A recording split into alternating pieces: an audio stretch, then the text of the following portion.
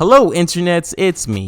I just binged Infinity Train Season 1 and wow, I am actually blown away. Some of you may be aware, but Steven Universe or maybe We Bare Bears was the last modern cartoon I actually watched. I never really gave newer cartoons a chance because Cartoon Network went through this garbage era of childish spin-off shows to attract younger audiences and what I believe was to increase their toy sales.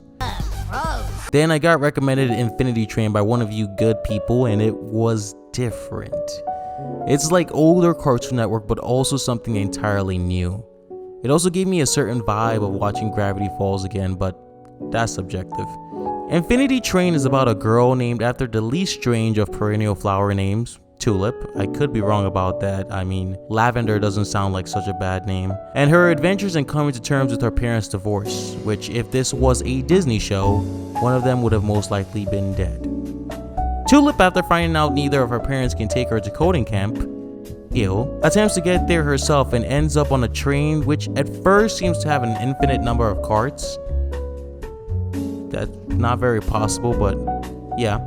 There she makes companions and eventually comes to terms with her emotions. Hopefully I did that without spoiling anything. The characters are so amazing and their conversations feel so natural, which is expected seeing as the creator was Owen Dennis, a former writer for Regular Show. I wasn't bursting out laughing, but I was very hooked while watching. The bipolar 1-1 was my favorite character, but Atticus was also amazing.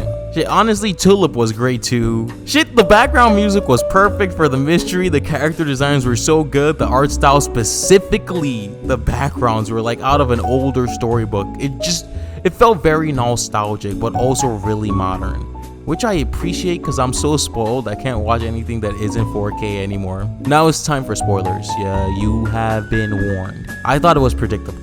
I thought I had it all pegged out, and I did, but only about half of it. I knew 1-1 was the conductor, but the journey to that conclusion I didn't expect. First off, the conductor being a human and Gun-Eyes McGee just being a program was fascinating. Amelia's motive was pretty strong, but at that last fight when she was willing to kill a teenage girl in one scene, and then immediately gives up when 1-1 takes back control, it was just too easy. I suspect she might try to take over again in a later season, but I guess we'll see.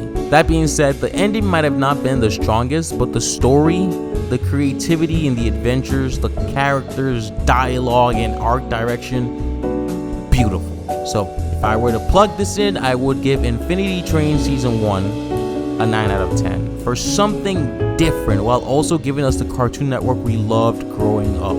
None of that shit that treats kids like they don't know anything going on in the real world, you know? Anyway, thanks for watching. Do me a favor and like the video. Also, if you haven't watched Infinity Train yet, check it out. Next video will probably be a review of Zach Callison's album, so subscribe, you know? Me being a dog owner really made the Atticus jokes a lot funnier. But yeah, anyway, bye.